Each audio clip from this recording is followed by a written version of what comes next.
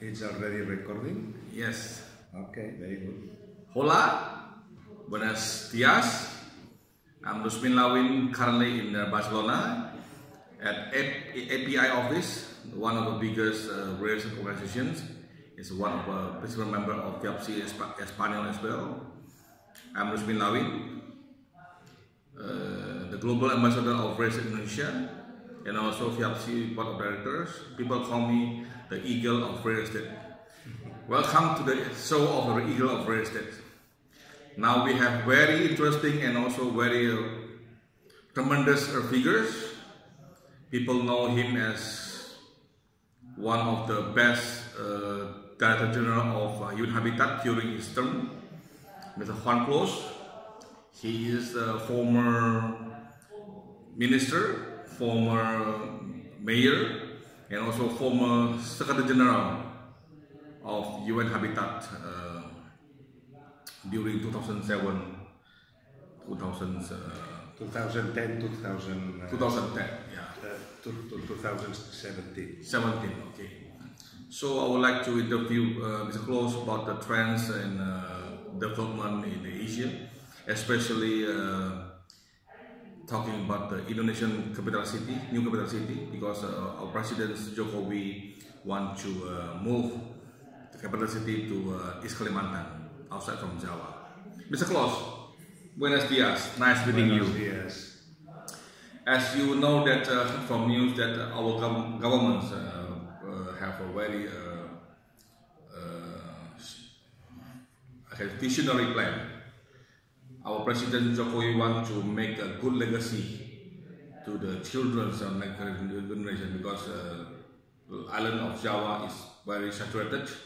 It's already occupied by more than 160 million people. It's not good health conditions. Even the land may be shrinking.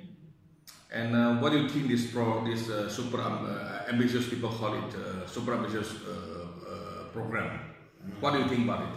Well, of course, one of the things that in the new urban agenda of the United Nations we propose to every United Nations member state is to have a vision of what is going to be the urban development in the next 30-40 years. Yes. And in that sense, if your government and if your president has a clear project of building a new capital city in order to balance the territory, I think that this is a very positive initiative, and it's very much linked to the ideas of the new urban agenda. I think that the new urban agenda has a very interesting change of paradigm, which is about the use of urbanization as a tool for development.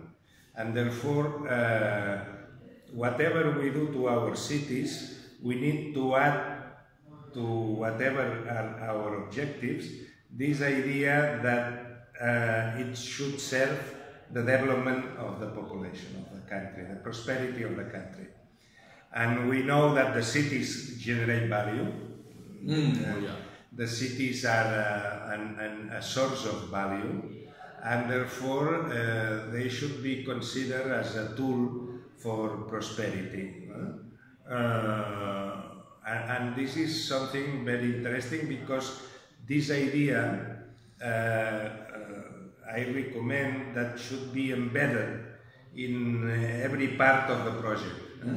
That is not just the beauty, just the greening, etc., which is of course a must, but on top of that we need to add additional thinking on how the new arrangements in the new city will be conducive to the increased productivity of the society and the economy.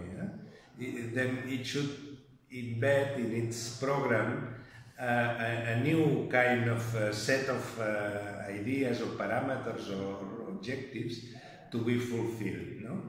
And that means if we can build something that is very coherent with the new economy, the knowledge economy, we should do.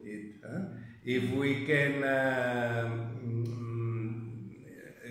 design the new city in a manner that the mobility is more sustainable, we should do it from the beginning, not afterwards. Yes. From the beginning. Therefore, I think that it's very important in a new town, in a new city, to take advantage of all that we already know about cities. Especially the ideas behind the new urban agenda and the sustainable development goals of the Sustainable Development Program 2030 of the United Nations. Always apply it to the local conditions. There's no question of copying or doing, you know. You cannot make, you can produce it. You need to have your own local content. Yes, because you know the city is a very complex interrelations of networks, and always there's a very important social and political component in it. Then, for example, are we going to favor gated communities, or are we going to defend a characteristic form of the public space? This is going to define the nature of the future city. I understand that you are saying that it must be heavily involved with the people, and people must get the value and benefit. I think people talking about circular economy, sustainable economy, blue economy, green economy. I think this is what you're talking about. Yes, but not just all these ideas, but also the social integration of the city. Yes. That you in a city you have very different people living in a city. You don't want a city for the rich, you don't want a city just for the poor. You need to have a kind of adequate, proportionate mixture of economic activities and also of social strata. Because if not, you favor too much the segregation of the areas of the city. Then a good city, a balanced city, should take care of many of these different aspects. For example, affordable housing. It depends how you design the city. The city will have some areas which will be very expensive, and some other areas could be affordable, but they are going to be affordable only if you plan for it. If you don't plan for it, the market, you don't know what is going to provide. Then it's very important to have a very integrated vision of the new town, and this is especially the case of new cities, because in the old cities like Jakarta, the cities that they are, they have centuries or millennials, the society has been smoothing the issues of social relations, etc. There's a tradition of many hundreds of years, and then you have a final outcome that is the one that we live in. But in a new town, the problem is that once you begin from designing in a blank slate, you need to be very wise. In order to not to incur in big errors of mobility, sustainability, social segregation, etc. It's a difficult question. Not in the sense that it cannot be done. It should be done. but it requires quite a good doses of thinking and preparing. Yes. There are several cities now in the world which are even capital cities which are being built recently, and some of them they have 70 years or 80 years, like Rio, Brasilia or Abuja, or now in Egypt they are building a new capital, Astana, which built a peripheral capital. Then there are some lessons to be learned on these exercises, and avoid the mistakes and take advantage of what has been proved as an efficient form of building a new capital. Yeah, I agree with you that besides construction, besides development planning, social culture, social integration is something like we have to put as a priority. And you need to know who is going to live there.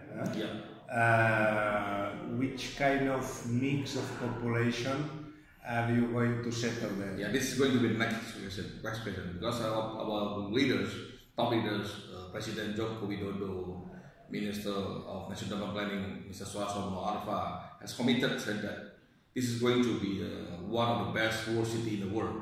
So this is very super ambitious, and I hope we can really make it. And it must be comply to all kind of SDG development, and also must be green and sustainable, and also technology advanced. Okay. And the main driver will be we are going to move. Our government going to move about 140,000 civil servants. What do you think about the transition of this moving this? Well, this is quite an exercise. Yes. To move 100,000 or 150,000 civil servants, but this is what they are already doing now in Cairo, in the new capital city. Of course, housing and amenities and facilities should be as soon as possible available. Yes, agree with you. Schools, hospitals, and all that. Retail. Yeah, because the people has an emotional attachment to the place that they live. Even if they live in a very poor part of the city. We humans are built in such a manner that we tend to appreciate what we have in our vicinity. We feel at home. This feeling, we know our neighbors, we know how these behave, we know the good things and the bad things of the other, and this kind of emotional attachment needs to be built from scratch in a new town, in a new city. And therefore that needs to be considered in how to design the houses, how to design the streets, how to design One of the mistakes that some of these new towns committed in the 20 or 30 years ago is that they build huge roads. But two huge roads, if the road is too broad, then that segregates the two sides of the road. Okay, you need to measure very well the width of the roads in order that you can keep the feeling of the city, that it doesn't become a kind of extraordinary adventure to cross the motorway. No, maybe we will more encouraging people using bus and also bicycle maybe. And walking whenever possible. 10 minutes walking. If you go to the old Shanghai, in the French part of Shanghai, or you go to Manhattan, you see very dynamic cities, probably most dynamic cities in the world, and most of the streets in Manhattan, they are 20 meters width. They are not, the avenues are 60 meters width. They are not 200 meters width. Then the human proportion, the scale of the public space, it's crucial to generate a a psychological acceptance, Yes. acceptance of the layout of the fabric of the city. Yeah.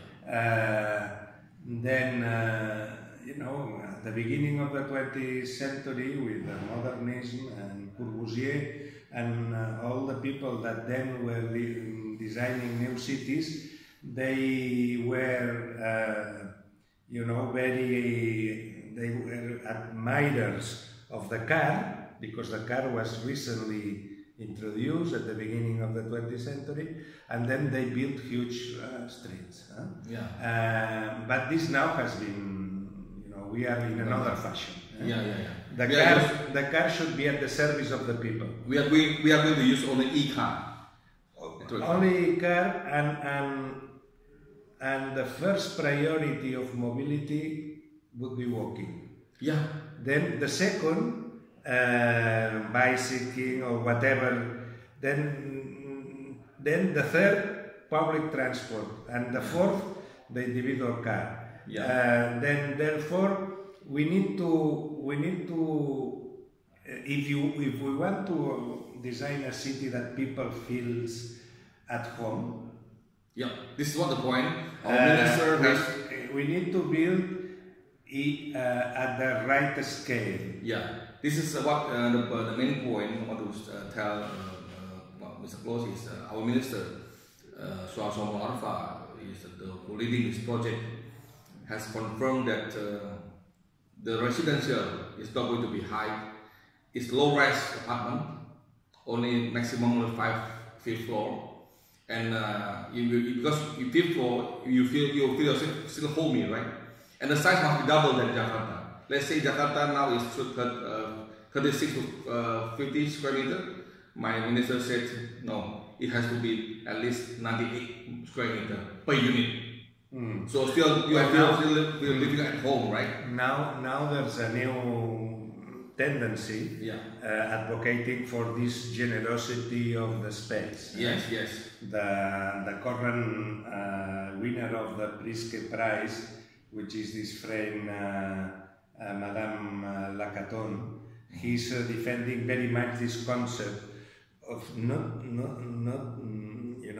curtail the space of the house, because we cannot go on making the houses smaller and smaller. Because at the end we are going to be living like in a submarine or in a place which is not really. Then this concept of new generosity in the space, it's interesting. Yes, and there are several very interesting ideas of that. We should remember, though, that there's another aspect that we cannot forget, and is adequate density. Yes. The density should be proportionate to the scale of the city. Okay. We cannot build too low densities or too high. It must be a balance. It's something very important to decide which kind of density you are going to promote. And when I am talking of density, it's not just population density. It's also economic activity density, because you need employments for the people. Yes. Then we are advocating wherever we can the proximity of the job to the residential. You know, not just doing residential neighborhoods. Residential neighborhoods, whenever possible, should be contaminated positively by economic activity buildings, like markets, like offices or hotels, or retail or amenities, in order to generate a mix. Including wet market. People still like to buy in a wet market in Indonesia. Wet market. Of course, whatever it's your tradition, no? But this idea of a neighborhood only for dormitory or for sleeping and no activity is not now that is not attracted, because then in the morning everybody goes away then during the day only some people rest there, then in the night there's congestion in order that everybody rests. Then one of the things that is interesting of Barcelona, I think that you know Barcelona, is that we have, during the years we have been able to do a mix of uses. Even in the residential area, in many residential areas here in Barcelona, you find a doctor's office or an engineering company building with 3 or 4 floors. Then you find this kind of mixture, which is not only specialized in residential. Okay, understand. And one of the very interesting lessons that we have learned of urbanization is that the city is productive, it becomes very efficient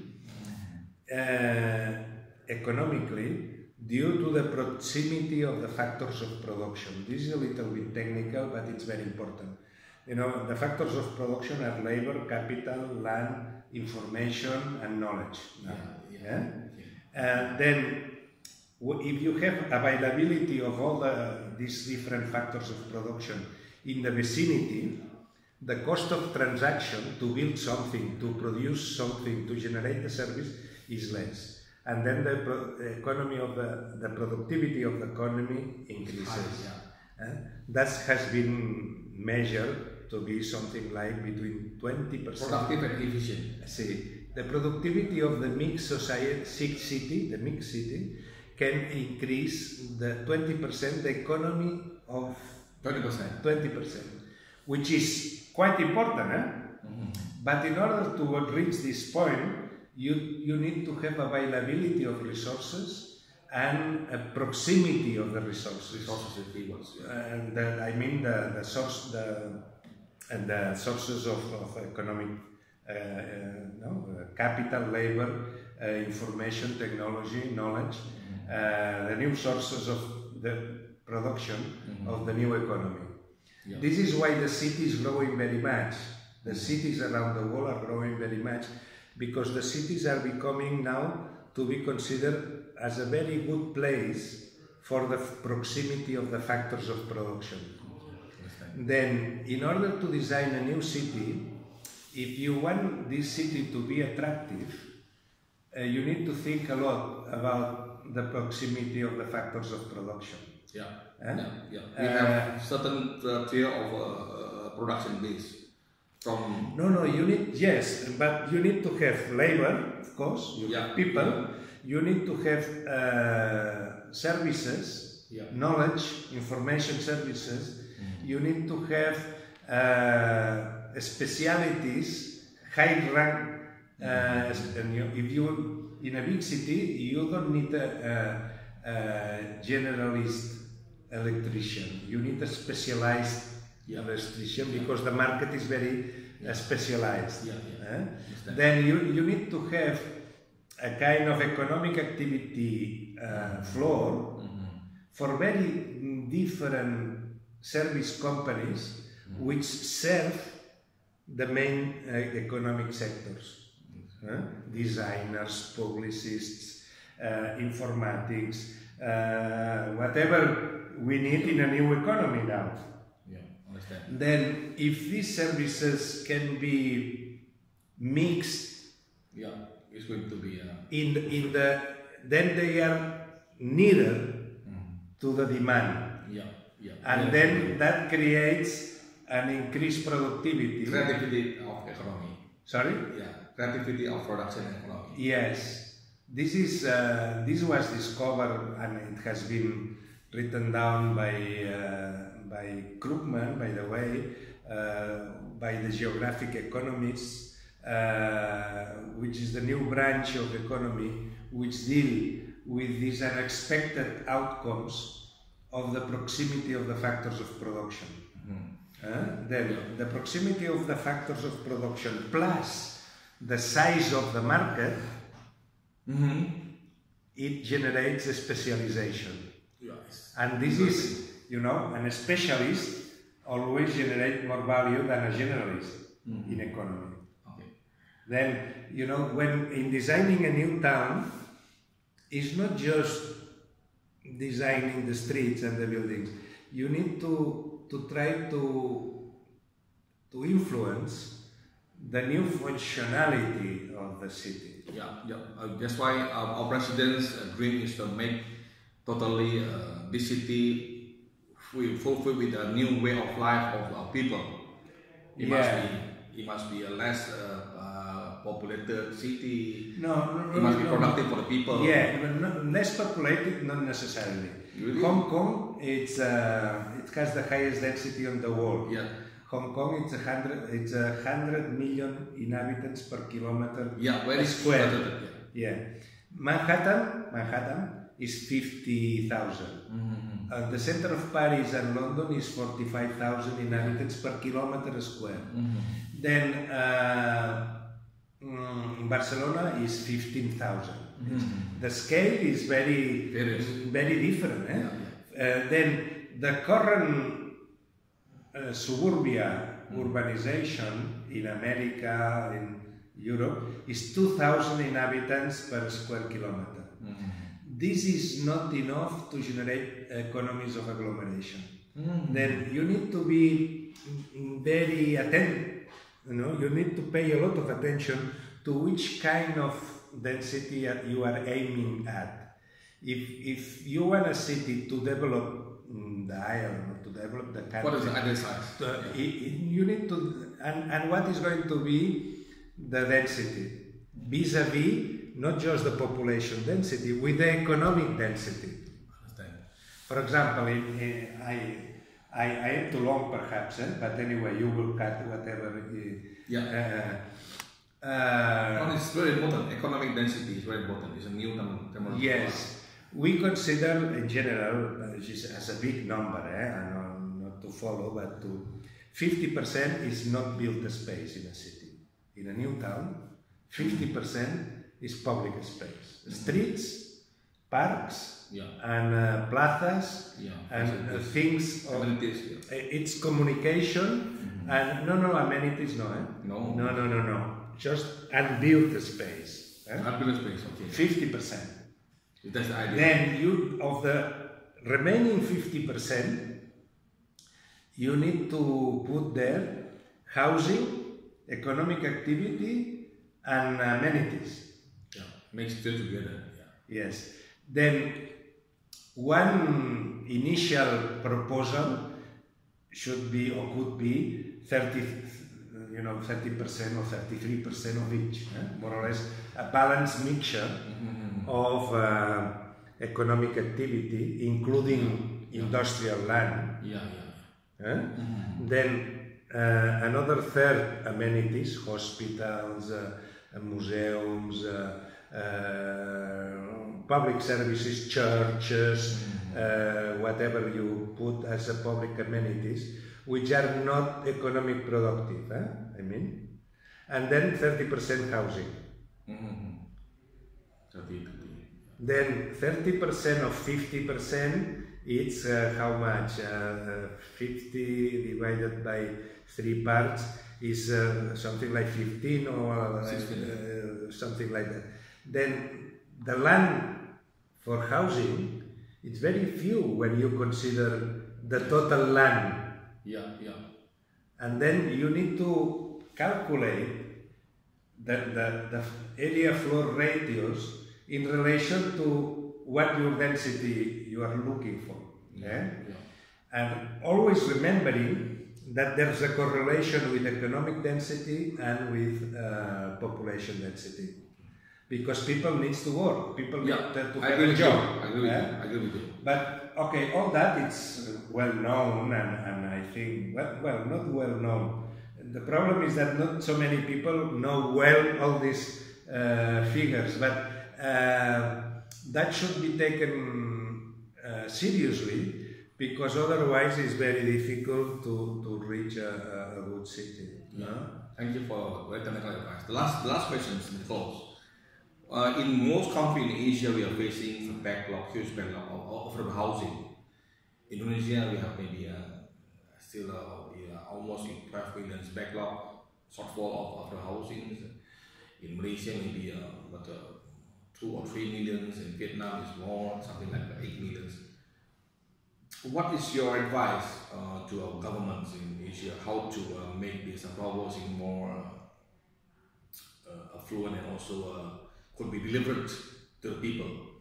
Well, whenever we have had in the past, in history, human history, problems of rapid growth of the cities due to demographics mainly and economic development, the drivers of the need for housing is economic development and demographics. Okay, then if you don't have economic development, people just rest on the fields and they don't. But whenever you inject economic development to a community, a society, then people improve their condition of lives and they demand housing, okay, which is very reasonable. Yeah. There has been always two typologies of growth in the world. One is city enlargements, city extensions, which Europe is full of that. City extensions. You have the city that you have, and you extend the periphery. Satellite city. No. Different. No, it's different. This is the difference. One is city extension, and the other is satellite cities. Yeah. Two concepts. Different. Two different concepts. In Europe, during the 19th century and the 20th century, we did most city extensions. If you go to Vienna, to Barcelona, to Amsterdam, Rotterdam, Berlin, most of the concept of the European city is not new towns. Then city extensions are very efficient because you can extend the existing networks, water, electricity, transport, whatever, and the cost of the city extension in general tends to be cheaper than the satellite city. The satellite city demand more infrastructure. It's more typical of North America. It was the suburbia. It was some tendency. This satellite city is more fashionable in land-rich countries. Whenever they have a lot of land, they prefer to do satellite cities. But if you are a very dense society, you would prefer probably to do city extensions. But then satellite city, apparently it's very neat and matter of fact. You have a piece of land, you build a new, and it seems very easy. But the problem of satellite cities is that they don't have human warmth until several decades after. Then, and that generates also some problems. It takes longer time. Longer time, and for example, the case of security. In the beginning, the satellite city was also promoted in order to guarantee security, safety in the streets, because the city was seen as a place of unsafety, lack of security. Then the small suburbia outside or satellite, it's we are going to put more police, and but all these fashionable ideas have demonstrated that they are not so, because at the end, to keep the cost of safety, it's even cheaper in the extended city, because you only need to extend your security. And contrary to the common sense. Therefore, I think that this is something that is very, very important to consider. Whenever possible, I advocate, because I am European and I have the feeling of